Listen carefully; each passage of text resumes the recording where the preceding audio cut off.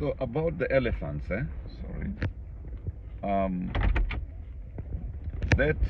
That's a bull. All right.